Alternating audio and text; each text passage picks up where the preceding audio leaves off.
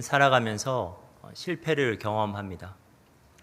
어떤 실패는 일시적인 슬픔으로 끝나기도 하지만 어떤 실패는 마음 깊은 곳에 상처를 남기며 오랫동안 회복되지 않는 아픔을 느끼게 되기도 합니다. 특히 내가 잘할 수 있다고 믿었던 자리에서의 실패, 누구보다도 자신 있었던 영역에서의 실패는 더 큰 절망을 느끼게 합니다. 신앙생활도 마찬가지입니다. 주님을 사랑한다고 고백했지만 어느 순간 주님을 외면하고 있는 나의 모습을 발견할 때가 있습니다. 말씀대로 살겠다고 결단했지만 여전히 죄의 습성과 세상의 논리대로 살고 있는 나의 모습을 발견하게 됩니다. 영적으로 실패한 것입니다. 그때 우리는 스스로에게 실망하게 되고 하나님 앞에 부끄러움을 느끼게 됩니다. 그런데 우리는 때론 그런 실패의 자리에서 완전히 주저앉아 버릴 때가 있습니다. 너무 크게 실패해서 처참하게 넘어져 버렸기 때문입니다. 그래서 우리는 그 자리에 앉은 채 아무것도 할 수 없고 아무것도 하고 싶지 않은 상태가 되어버립니다. 어떻게 일어나야 할지도 모르겠고 어디로 나아가야 할지도 모르겠고 모든 것이 혼란스럽기만 합니다. 이제는 끝이다 라는 절망감이 우리의 마음에 가득하게 됩니다. 그러한 실패의 자리는 눈물의 자리요, 침묵의 자리요, 자책으로 가득한 자리입니다. 오늘 본문도 그러한 실패에 관한 이야기입니다. 특별히 예수님의 수제자 베드로의 실패에 대한 기록입니다. 사실 예수님께서 십자가의 길로 나아가실 때 모든 제자가 그분을 따르는데 실패했습니다. 그러나 베드로의 실패가 눈에 띄는 것은 그가 누구보다도 적극적으로 예수님을 따르던 사람이었기 때문입니다. 그리고 그가 예수님 앞에서 혹이 넘치는 장담을 많이 했기 때문입니다. 마가복음 14장에서 예수님께서는 제자들을 향해 너희가 다 나를 버리리라 라고 예언하셨습니다. 그때 베드로는 예수님 앞으로 나서면서 자신 있게 말했습니다. 다 버릴지라도 나는 그러하지 않겠나이다. 이에 예수님께서는 베드로가 3번 자신을 부인할 것에 대해 말씀하셨습니다. 그러자 그는 더욱 힘주어 말했습니다. 마가복음 14장 31절입니다. 베드로가 힘주어 말하되 내가 주와 함께 죽을지언정 주를 부인하지 않겠나이다. 베드로의 이러한 발언은 거짓이나 위선은 아니었을 겁니다. 그때는 정말 그럴 수 있다고 그는 생각했을 겁니다. 실제로 베드로는 예수님께서 겟셋마네 동산에서 붙잡히셔서 제사장의 집으로 끌려가셨을 때 다른 제자들과는 다르게 예수님을 따라갔습니다. 그는 예수님을 따라는 갔습니다. 그런데 그는 예수님을 멀찍이 따라갔습니다. 오늘 본문 54절입니다. 예수를 잡아 끌고 대제사장의 집으로 들어갈새 베드로가 멀찍이 따라가니라. 대제사장의 집들에 들어간 베드로는 거기서 불 피우고 앉아 있었던 사람들 가운데로 조용히 들어갔습니다. 그는 그곳에서 예수님에 대한 공예의 신문 결과를 확인하려고 했을 것입니다. 그런데 불행히도 그곳에는 베드로를 알아보는 사람이 있었습니다. 그 사람은 대제사장의 여종이었습니다. 55절과 56절입니다. 사람들이 뜰 가운데 불을 피우고 함께 앉았는지라 베드로도 그 가운데 앉았더니 한 여종이 베드로의 불빛을 향하여 앉은 것을 보고 주목하여 이르되 이 사람도 그와 함께 있었느니라. 대제사장의 여종은 주목하여 베드로를 바라봤습니다. 이전에 본 적이 있는 듯하여서 뚫어지게 그를 바라보았던 것입니다. 그러던 중에 그녀가 기억해냈습니다. 베드로가 예수님과 함께 있었던 인물임을 기억해냈습니다. 그래서 그녀는 베드로를 예수님의 일당으로 지목하였습니다. 이러한 여종의 갑작스러운 지목에 베드로가 말하였습니다.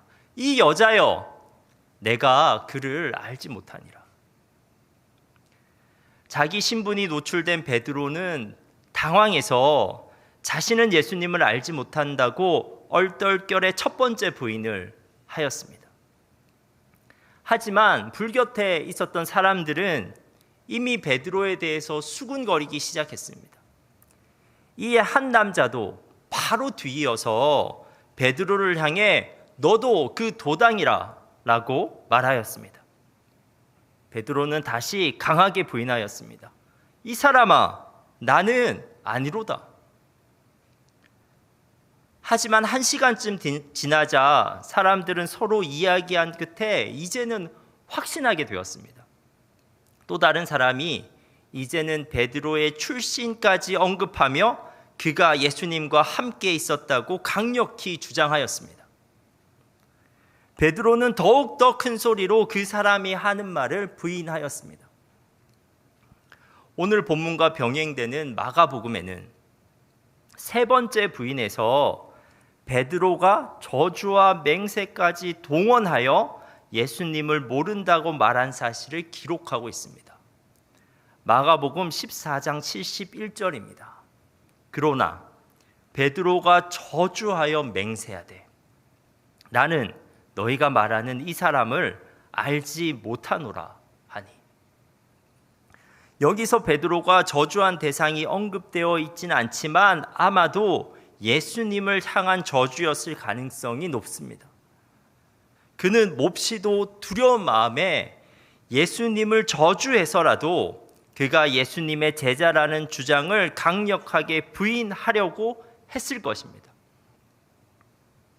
그런데 베드로가 이렇게 세 번째 예수님을 부인할 때 닭이 울었습니다. 이전에 말씀하셨던 예수님의 예언, 오늘 닭이 울기 전에 베드로가 3번 부인할 것이라는 예언이 실현되는 순간이었습니다. 오늘 본문은 이 순간을 이렇게 극적으로 묘사하고 있습니다. 60절, 61절, 62절입니다. 이 구절을 우리가 한 목소리로 읽도록 하겠습니다. 베드로가 이르되 이 사람아 나는 내가 하는 말을 알지 못하노라고 아직 말하고 있을 때에 닭이 곧 울더라. 주께서 돌이켜 베드로를 보시니 베드로가 주의 말씀 곧 오늘 닭 울기 전에 내가 3번 나를 부인하리라 하심이 생각나서 밖에 나가서 심히 통곡하니라. 예수님은 닭이 울자 베드로가 그분을 부인한 것을 알고서 베드로를 향해 눈길을 돌리셨습니다. 베드로도 닭이 울자 그날 저녁 예수님께서 하셨던 말씀이 생각났고 피고석에 서 있는 예수님 쪽으로 눈을 돌렸을 것입니다. 그렇게 해서 예수님과 베드로는 눈길이 마주쳤습니다. 베드로는 예수님의 눈을 보는 순간 형언할 수 없는 슬픔을 느꼈을 겁니다. 왜 안 그렇겠습니까?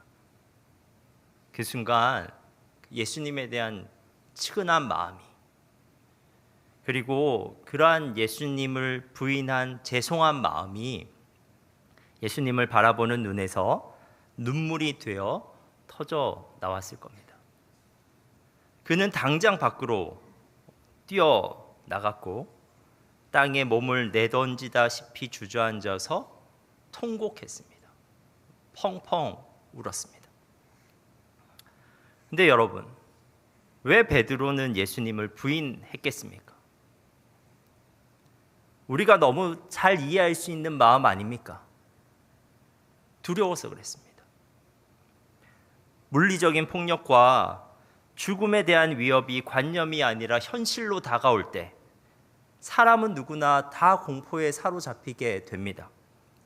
살아야겠다는 본능이 이성과 의지를 압도하여 작용하는 것입니다. 베드로는 자기도 모르는 사이 예수님을 3번 부인하였습니다. 그런데 베드로의 문제는 단순히 그 순간 예수님을 부인했다는 것이 아닙니다. 그의 진짜 문제는 그때까지 자신이 그렇게 연약한지를 모르고 있었다는 겁니다. 그는 자신이 분명 다른 제자들과는 다르다고 생각했습니다.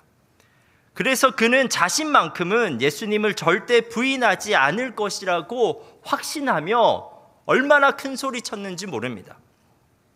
사실 베드로는 큰 소리 칠만 했습니다. 베드로가 누굽니까? 예수님의 수제자였습니다. 그는 예수님의 부르심을 받을 때 당장 그물을 던져주고 예수님을 따랐던 사람입니다. 자기의 생계 수단을 다 버리고 그의 인생을 예수님께 던진 사람이었습니다. 그는 예수님과 함께 다니면서 수많은 이적도 경험했습니다. 예수님에 의해 맹인이 눈을 떴고 나병 환자가 나았고 죽은 자가 살아나는 것을 그의 눈으로 직접 보았습니다. 그리고 그는 예수님의 핵심 제자 그룹이었기에 다른 제자들도 보고 듣지 못했던 것을 경험했습니다. 변화사 사건은 그가 포함한 3명의 제자에게만 허락된 경험이었는데 그곳에서 그는 영적 황홀경, 천국에 대한 예비적 경험을 하였습니다. 그뿐 아니라 그는 유일하게 물 위를 걸어본 제자이기도 하였습니다. 그는 누구보다도 예수님을 사랑하여 열성적으로 그분을 따랐던 사람이었고 누구보다도 예수님의 사랑을 받았던 사람이었습니다. 그래서 그는 큰 소리 쳤던 것입니다. 하지만 닭의 울음소리가 들려오자 그는 비로소 자기의 실체를 인식하게 되었습니다. 그도 알지 못했던 자기의 연약함이 그 순간 적나라하게 드러난 것입니다. 베드로는 자기 모멸감에 무너졌습니다. 그는 밖으로 나가서 비통하게 울었습니다. 큰 소리 치던 베드로는 이제 사라졌습니다. 베드로는 철저하게 실패한 자기의 모습을 발견하게 되었습니다. 그런데 여러분, 베드로의 실패는 가룟 유다의 실패와는 분명히 다른 점이 있습니다.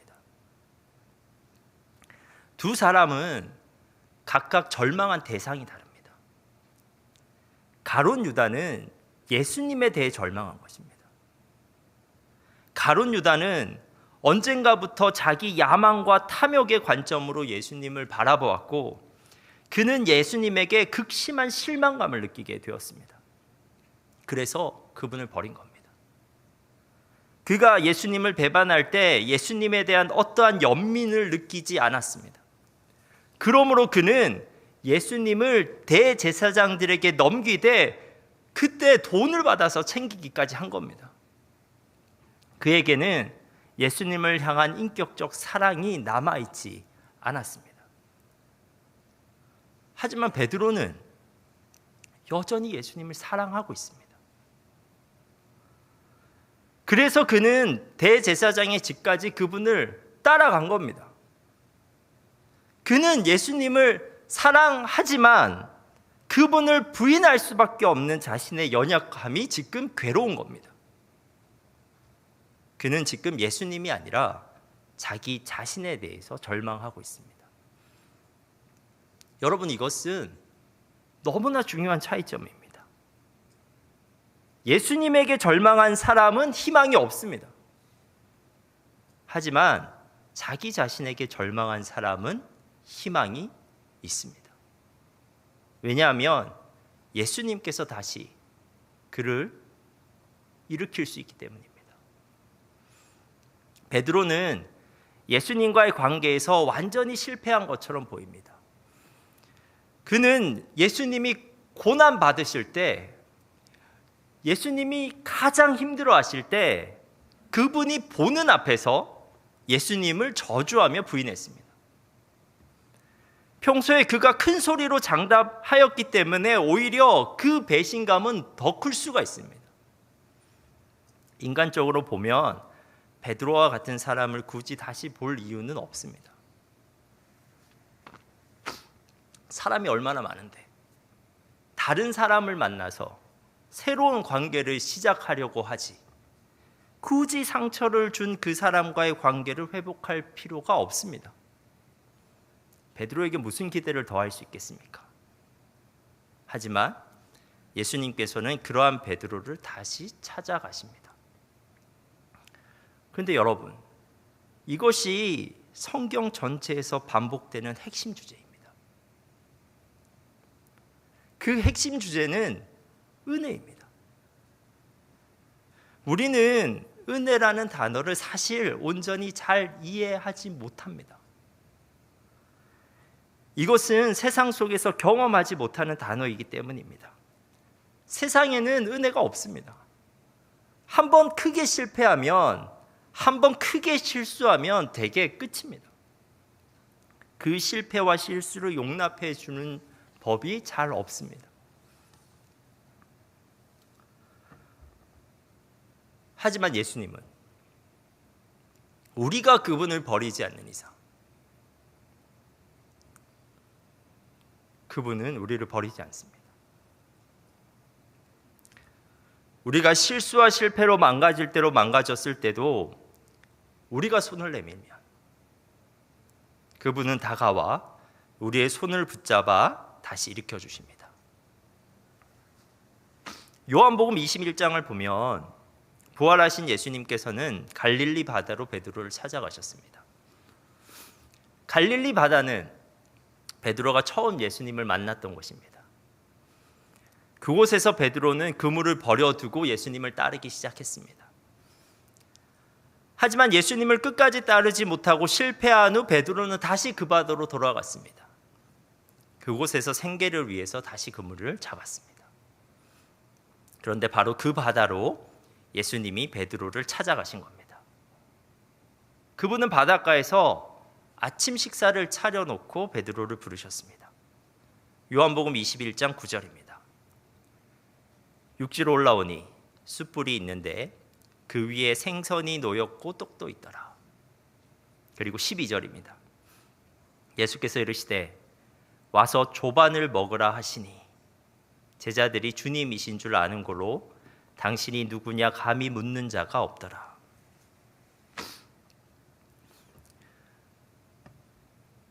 그 식사 자리는 베드로에게 얼마나 불편한 자리였겠습니까? 그 식사 자리는 베드로가 그의 실패를 다시 마주하게 되는 자리였습니다. 그 자리는 괜히 눈물이 맺히고 말문이 막히고 마음 깊이 자책이 밀려드는 자리였습니다.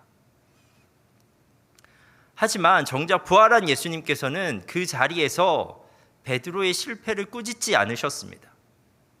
왜 그렇게 했냐고, 어떻게 네가 그럴 수 있냐고 말씀하지 않으셨습니다.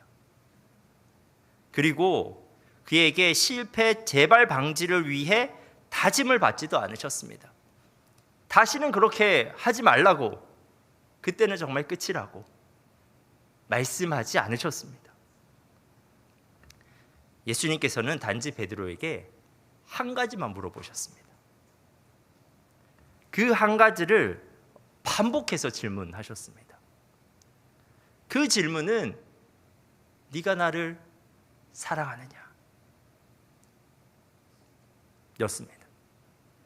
예수님께서 베드로에게 확인하고자 했던 것은 그거였습니다. 예수님께서는 베드로가 그분을 부인한 횟수만큼 질문하셨습니다. 네가 나를 사랑하느냐? 네가 나를 사랑하느냐? 네가 나를 사랑하느냐?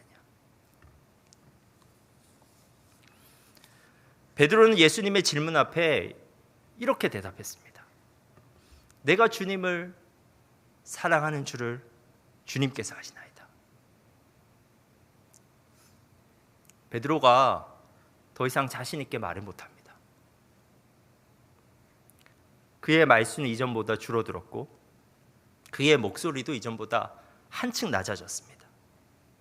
드디어 자기 객관화가 일어난 겁니다.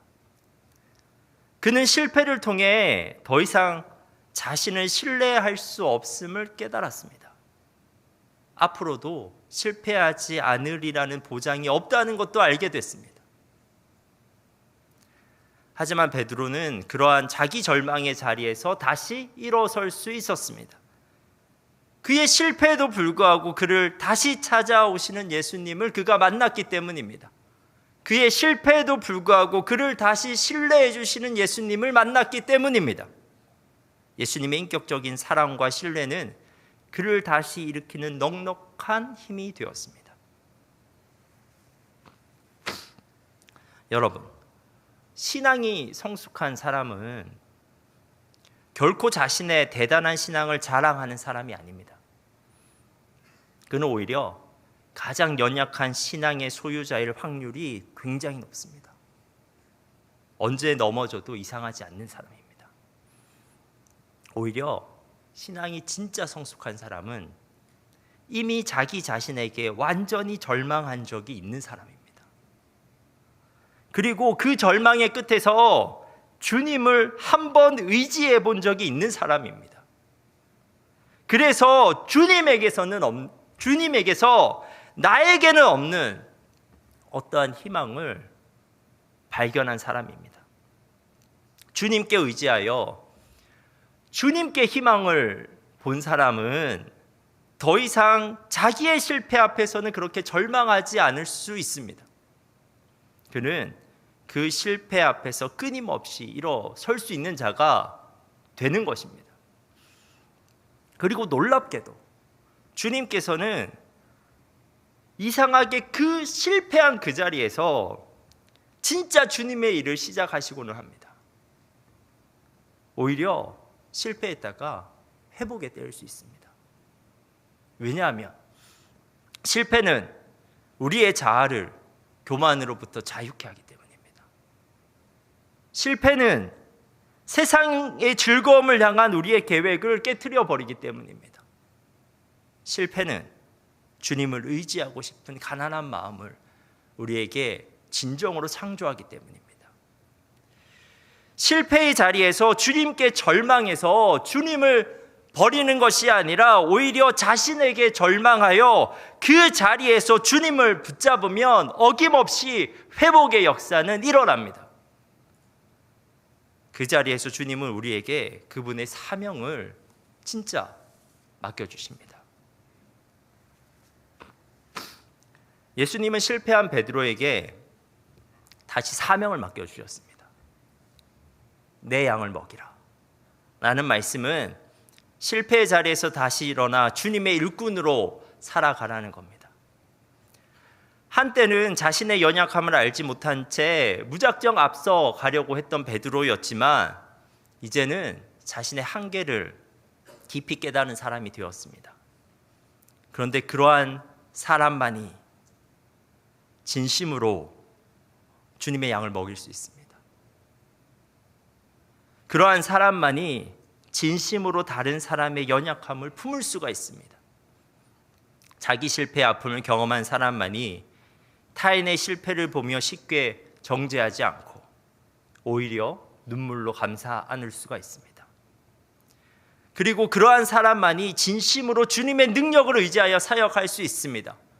자신의 연약함을 알아야 진심으로 주님의 능력을 그 사역의 현장에서 구하게 됩니다. 주님은 그렇게 깨어진 사람들을 통해서 주님의 공동체를 세워가십니다. 실패를 통해 깨어진 사람들을 통해서 주님의 일을 이루어 가십니다. 그러므로 여러분, 실패가 끝이 아닙니다. 영적 실패를 당연시 해서도 안 되지만 이 죄 많은 세상에서 실패하는 것이 당연한 것이라고 큰 소리치면서 살아가서도 안 되지만 영적 실패로 완전히 절망해서는 더더욱 안 됩니다. 실패는 주님께서 우리를 다듬으셔서 더욱더 우리를 온전히 사용하시려는 주님의 뜻 안에 있는 과정일 수가 있습니다.